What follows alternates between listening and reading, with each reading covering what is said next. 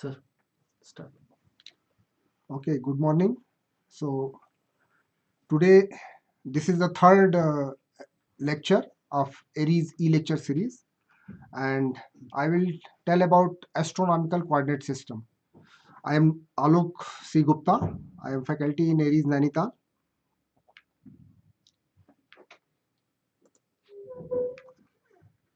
So why we need coordinate or what is coordinate? So suppose there is a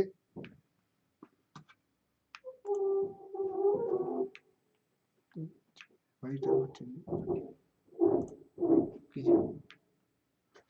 Suppose there is a classroom which where we don't know where a specific student is sitting. So, and if you want to know where it is sitting, so coordinate is very important. Like you can see there is a dot in one of the box, and the coordinate is of this one is 1 3. 1 3 means the student is sitting in the first row and third column. So if you know the coordinate of a specific student, you can immediately spot where the student is sitting. Similarly, in the case of sky, there are thousands of astronomical objects which you can see by naked eyes, and there are millions and billions of objects which we cannot see by naked eye, but we can see by them see them by telescopes.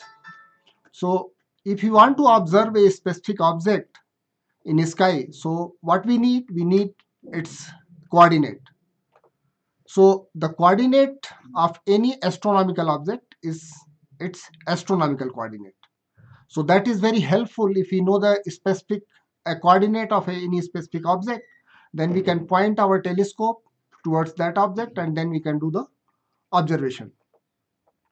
So basically, to understand astronomical coordinate system, we have to first we have to understand what is spherical astronomy, and then which are the systems of coordinates which are used to get the position of any astronomical object. So what is spherical astronomy? So to start with spherical astronomy, first suppose I am the observer. It is not working.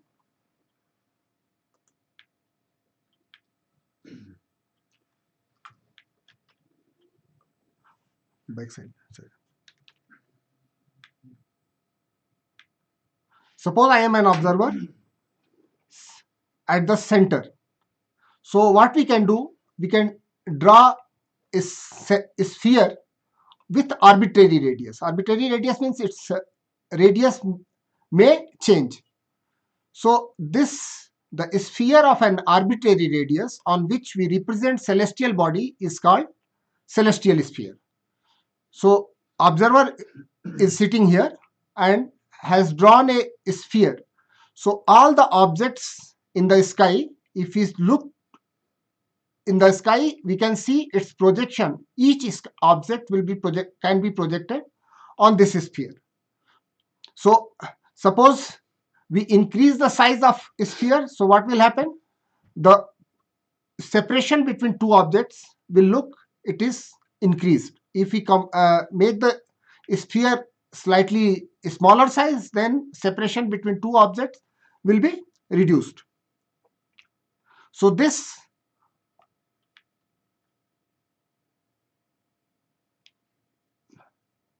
the sphere on of an arbitrary radius which we represent celestial bodies is called celestial sphere. And we can look towards vertical above. So the point on the celestial sphere, vertical above, its center is called zenith. So suppose currently I am sitting in Nainital. So if I will look, so I will find a zenith for my location. Suppose somebody else is sitting in a different place like Delhi. So his or her zenith will be a different place because the location on earth is different for that person and for me. Similarly, if we go to different location, So the zenith for different location will be different, and accordingly celestial sphere will be different.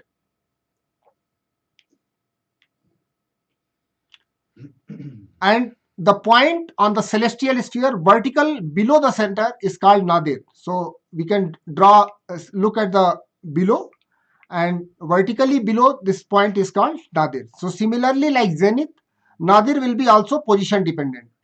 Different location, different zenith and different nadir for observer.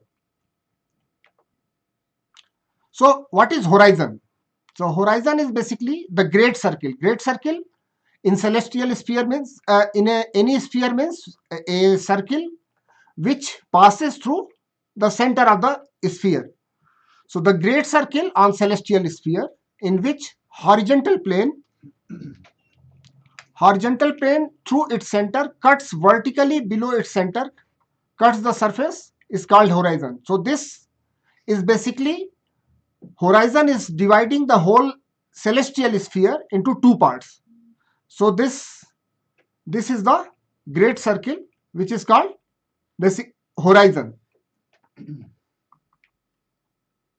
So there are some other things one has to know.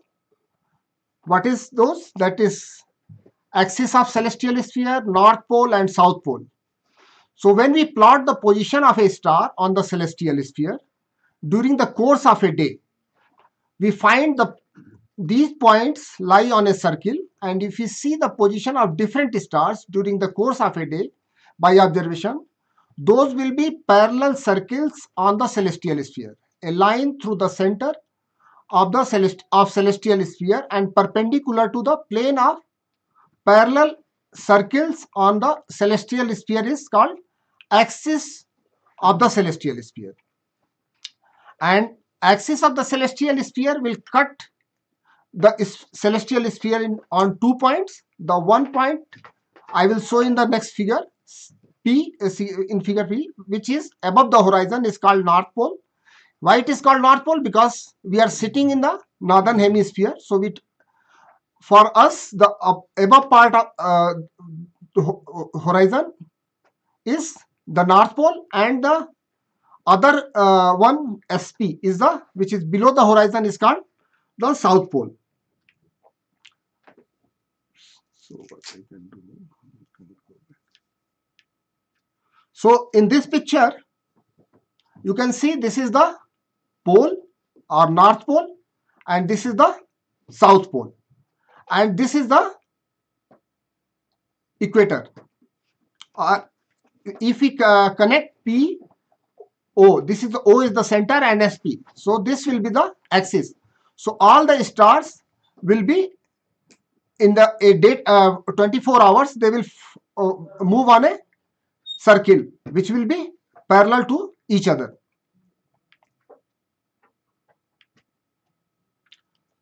So what is pole star? We have all have heard about the pole star. Pole star, which is the star near the pole. So this is the north celestial pole. So a star which is very close to this or at the pole itself are called circumpolar star. So this star, during whole 24 hours or several days, if you will see, it will not set. It will be moving on a very small circle. In fact, it will be at the same position. The path that star takes over a day is a diurnal circle. Diurnal circle are parallel to the celestial equator, and except for that celestial equator, all are small. So you can see, like, one star is moving on this red one, another is moving on this black one, another is moving on this green one. So this black one is the great circle. Basically it is the celestial equator, but other stars which are not falling on this celestial equator, they will move on different circle which are not the great circle. On account of diurnal motion, a celestial body is crossing horizon, coming up. So during the 24 hours, you will see all the objects will, once it will cross horizon and then it will come up. When it will come above the horizon, then we call the object is rising. And when this will pass through this, and when it will go below horizon, crossing horizon again, then it is going down to horizon, then we call the object is now set. Object is setting now.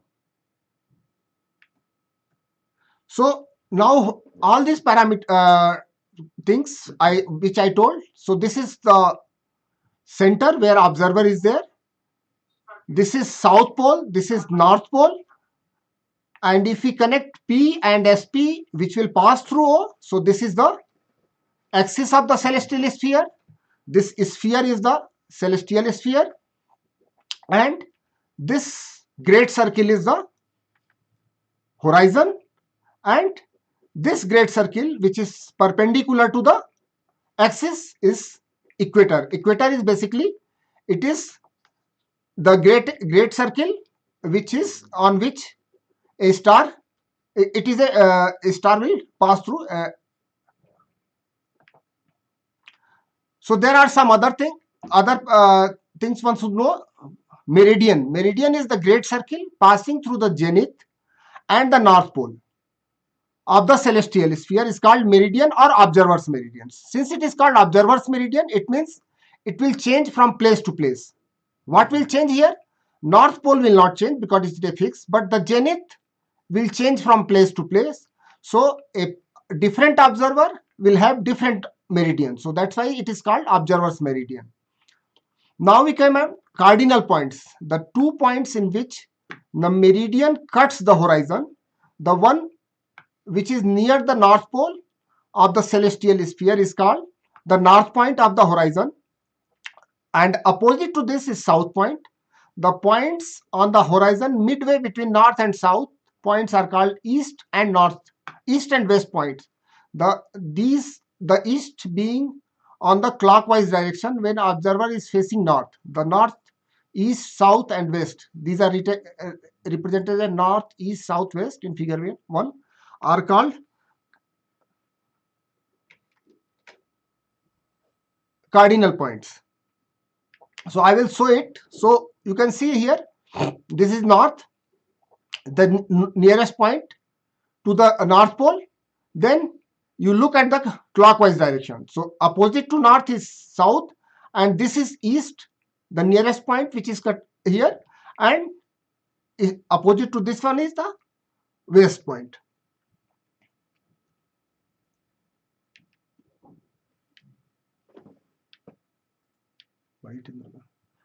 Okay. So what is transit? Transit, when a celestial body reaches the meridian and thus passing across it. So object will not stay. As time is passing away, the object will change its position, or we feel that the object is changing its position because of Earth's rotation. So when a celestial body reaches the meridian and thus passing across it, and the celestial body is said to transit. So once it will transit the meridian. And equator on the celestial sphere is the great circle whose plane is perpendicular to the axis of celestial sphere.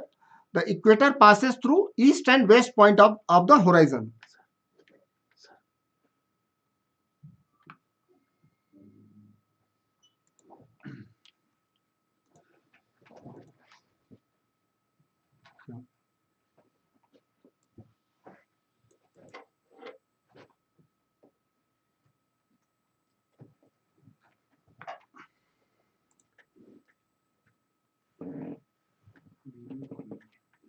Problem.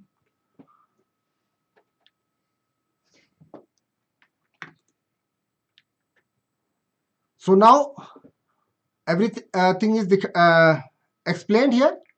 This is the meridian which is passing through Z and P. So you know, as if there are 3 points, we can draw a circle. So this is the great circle, and you can see this is on a sphere. This is the meridian. This is equator. This is horizon.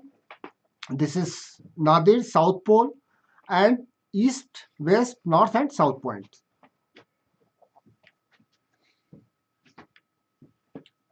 So what is ecliptic? On celestial sphere, if we plot the position of sun as we know, sun is also a star, so we can plot the position of sun also during the course of a year, not in a day.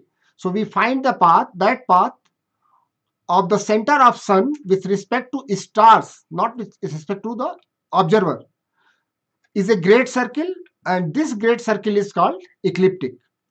And the ecliptic cuts the equator in two diametrically opposite points. The angle between equator and ecliptic is called obliquity of the ecliptic, and it is generally denoted by epsilon, and its value is 23.5 degree. So the point of intersection of ecliptic and equator is called the first point of Aries. This 12 zodiac sign concept comes from here, that I will come in my next slide, in crossing which the sun goes during its annual path from the southern side of the equator to the northern. The point diametrically opposite to the first point of Aries is called the first point of Libra. The first point of Aries is usually denoted by a symbol gamma, and first point of Libra is denoted by omega. So this is the picture where you can see this is the path of sun in a year, and this is the equator. So it will cut here, and this angle is 23.5 degree, and this is also called the first point of Aries.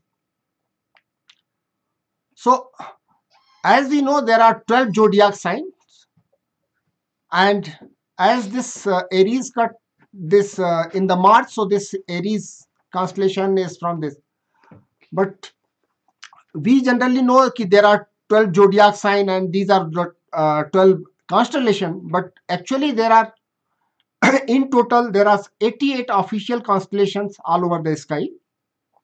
Since different people see different stick figure in the sky, astronomers has developed a standard set of sky regions, and there are total 88 official constellation over the entire celestial sphere. So this is a picture, you can see this is the sky, and here I can show you there are some constellation. You must have heard about Big Dipper. So the star looks like this, 4 stars, and then there are 3 stars. This is a Draco constellation. This is a Little Dipper constellation. This is Cephus. This is Cassiopeia. So there are 5 constellations. Similarly, if we look on the whole sky, we can find there are 88 constellations. System of coordinates. So now I will come on the astronomical coordinate systems. So now we have the basic concept of spherical astronomy. So there are 3 type of coordinate system. One is called azimuth and altitude. Second one is right ascension and declination, and third is longitude and latitude. So I will first tell about the first coordinate system, altitude and latitude. So altitude of a star is the angle between the nearest point of horizon and star. So there is a star here, and this is the horizon. So you drop a perpendicular here, so, and this is the observer here. So this distance will be called altitude. Every great circle through the zenith is called a vertical circle. So we can draw multiple great circle which can pass through the zenith, and each great circle will be called as the vertical circle, and the vertical circle which passes through east and west point of horizon is called prime vertical. So now this is the altitude. So what is the altitude? So basically this is the angle between this. So here if you see this angle, altitude of this object, this star, is 10 degree. So if you want to understand this in 3 dimension, so there is a star here, this is the zenith, and this is horizon.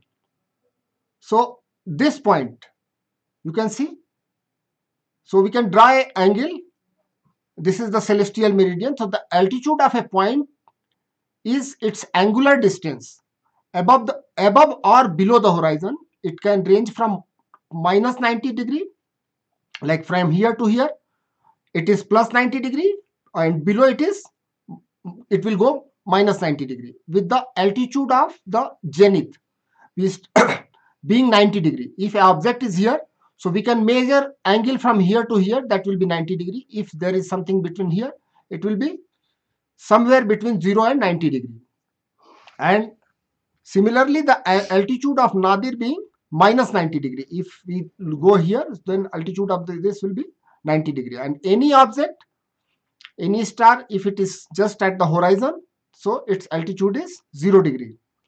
The complement of altitude is zenith distance. So this is zenith distance, and basically this angle is called zenith distance and this angle is called altitude. So these are zenith distance and altitude are complement to each other. Azimuth describes the angle between the nearest part of horizon and star. Azimuth is the angle from north point on the horizon to the foot of the vertical circle that goes through the star. So here is the star and it's vertical, it will be fall on this part here on the horizon, and this is the north. So this angle is called azimuth. And here, suppose this is the star, and if we drop a perpendicular here, so you can see this is the angle which will be called azimuth of the star. This is a 3D picture. So the azimuth of a point is the angular distance between north point and the vertical circle which intersects the point. The azimuth is measured in an eastward direction or clockwise if looking at it from the zenith. The azimuth of north point is 0 because we start from here. So for north point it is 0, for east it will be 90, for south it will be 180, and west it will be 270 degree respectively. So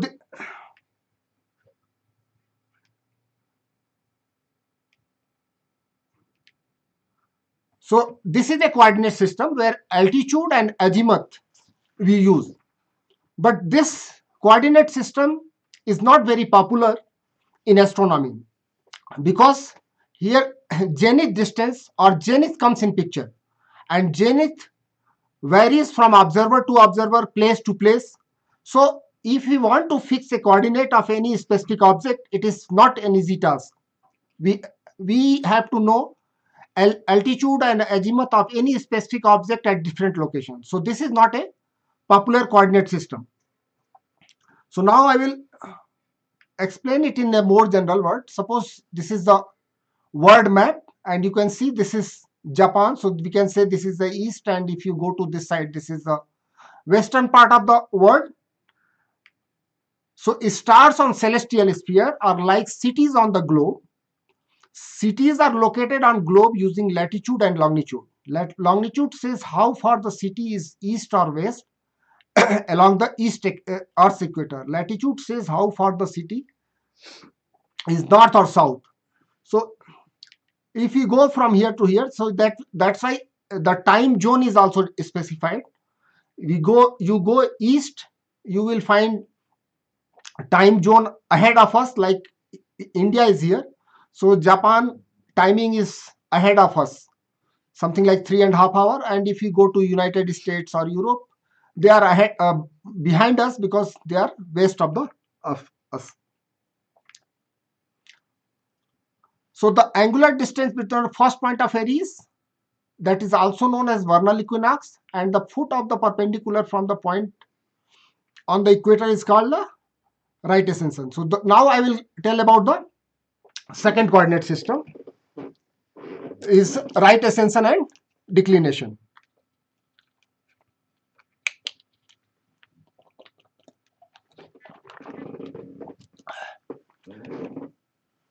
So this is the celestial sphere, and this is the north celestial pole, and this is the celestial equator, and this is vernal equinox. Vernal equinox is the point where equator is cutting the ecliptic. Ecliptic is the path of the sun in the year time. So this is the star. So you can drop a perpendicular on the right ascendant, this celestial equator, and this. So the distance between vernal equinox and this perpendicular. So this is the called right ascension, and it right ascension is measured eastward. So right ascension is basically it is east-west direction, which is from 0 degree to 360 degree, or 0 hour to 24 hours. So 24 hours means 1 hour.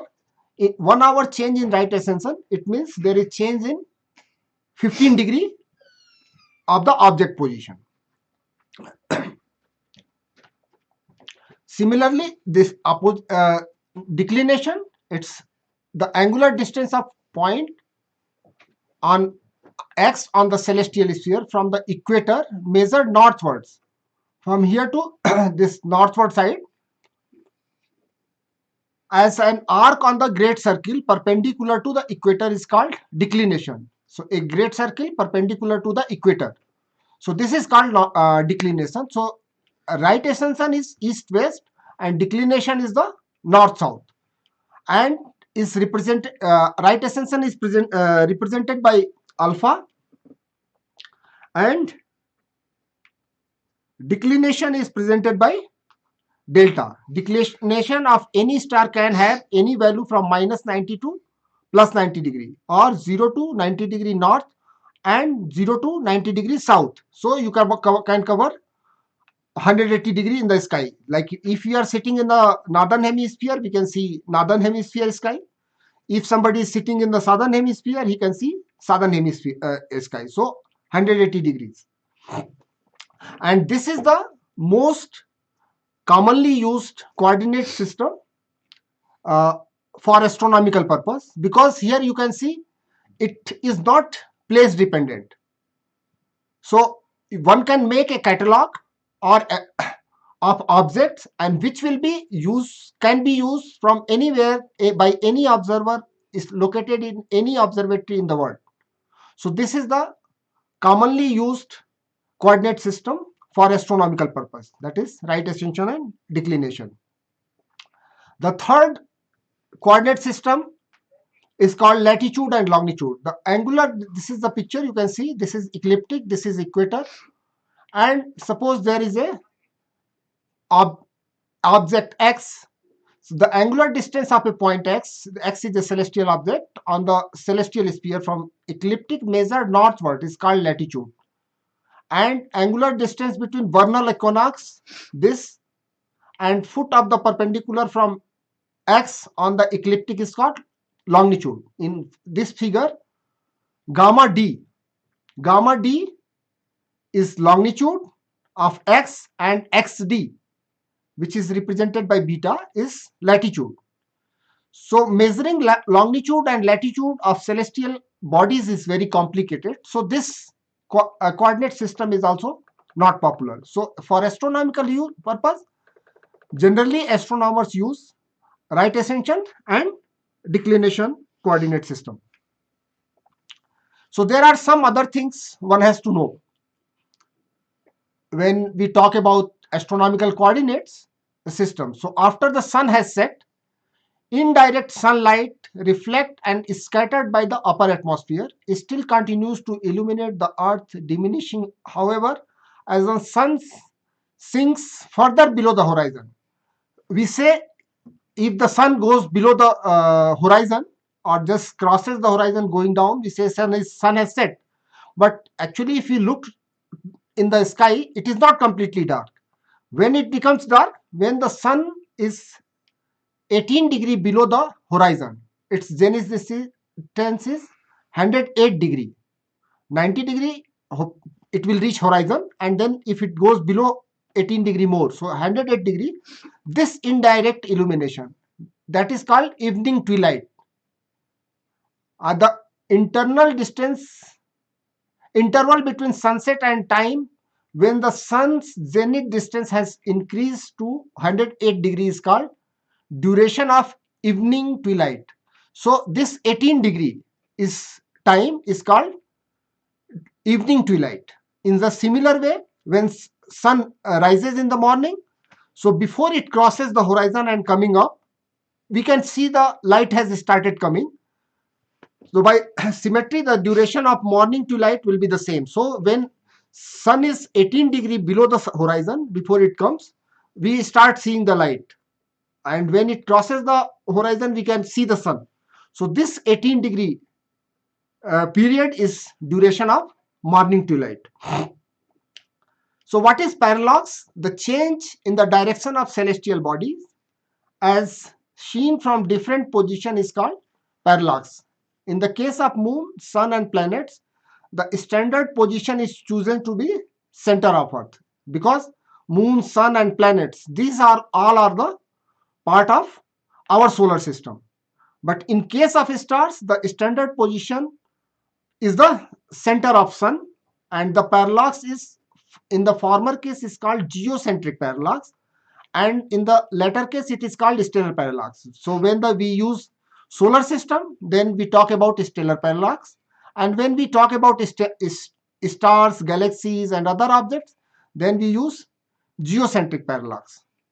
Shape of earth is an oblate spheroid, so the semi major axis and semi minor axis of earth are called A and B respectively. So earth's compression or flattening factor is equal to A minus B divided by A. So this is a picture you can see. Suppose this is the earth. The center of earth is C and O is an observer on the earth surface. So we can draw OZ, right? Which will be, OZ is the zenith for observer, right? So draw it and OZ, which will be normal at O, and draw it and the backward direction, which will cut at N. And if we draw it back, so it will cut here at the N position and the semi major axis. Connect CO and extend it to N. So here OZ is called astronomical zenith and OZ1 is called geocentric zenith. So the 1 second of arc second, that is 1 by 3600 degree. So suppose this is the parallax angle and this is the r is the radius of earth, and suppose there is a distance of a star here, so we can measure the parallax angle, the angle formed by earth radius as measured from a star, half of the apparent angle moved by a star against the background star when seen from the opposite side of the earth's orbit. And this is the unit which is generally used for astronomical measure the distance of astronomical object, the distance at which a star would have a parallax angle of 1 arc second. If a parallax angle is 1 arc second, then we say that this object is 1 parsec away from us, and this is around 3.26 light year, means a star sitting at 1 parsec away. So the light will come from there in 3.26 years, and the distance will be 32 million kilometers. And now finally I will come on about concept of time. A sidereal day that can be defined is the first approximation as the time interval between two successive passes of the same star through the meridian. So as I said, every star crosses the meridian. So suppose a star today crosses meridian at 8 p.m. So tomorrow it will cross, the same star will cross the meridian at 7 p.m. 56 seconds, or more accurately 7 p.m. 56 minutes, point this much. So every day a star transit about 4 minutes before. Accurate value of time is this one, sidereal time. And solar time follows the apparent revolution of sun around the earth, and a solar day is interval between two successive passes of the sun through the meridian, or colloquially for noon to noon, or of course this apparent revolution only reflects the true rotation of earth. Consequently, a true solar day is longer by about 4 minutes than a sidereal day. And this is the main reason we see in different months different patches of sky, because the same patch of sky is shifting 4 minutes every day. So if we look for 30 days in a month, means 120 minutes it will shift. Okay, so it is almost 2 hours, means 30 degree the sky pattern will be shifting. And what is universal time? Universal time was introduced in the year 1926 to replace the Greenwich Mean Time, which is generally known as GMT. The time zones, Western European time, which is called UT, Universal Time, or Universal Time, and Indian Standard Time has 5.5 hour difference. So Indian Standard Time is 5.5 hours ahead of UT, and UT, if we compare with Japanese Tokyo time, it is 9 hour ahead. If we compare with Beijing Chinese time, it is 8 hour ahead. And USA, there are several time zones, which in which US time is behind the UT from 4 to 8 hours, known as Atlantic, Eastern, Central, Mountain, and Pacific Standard Time Zones. And for astronomical purpose, where we use large range or very long time data, there we cannot use a specific day or something. So a standard time system is used, that is called Julian date numbers, or simply the Julian date, is a continuous count of days starting from the day 0 that begins on the 1st January 4713 BC in the proletic Julian calendar at 12 o'clock noon. Consequently, a new Julian day always begins at 12 o'clock noon. That originally gave a European astronomer the advantage that all observation of any particular night happens in the same Julian date. So like if we are doing some observation from Asian countries like India, China, or Japan, and if you, so there is a possibility there on one night observation we can have two Julian date. Okay, so now I will stop here. So I will acknowledge these are the references from where I have collected the materials. Thanks. So questions, and this lecture will be available on our institute YouTube site.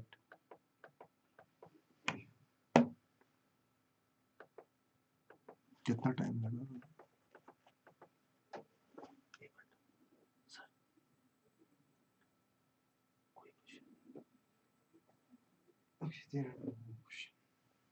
No question. Okay, so if there is no question, I will stop here. Thanks.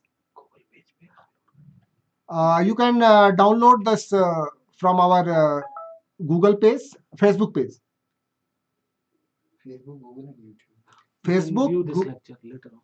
You can view this lecture later on from our Facebook, YouTube, Facebook and YouTube. Okay, thanks. बीच में थोड़ा थोड़ा बंद कर दिया ना.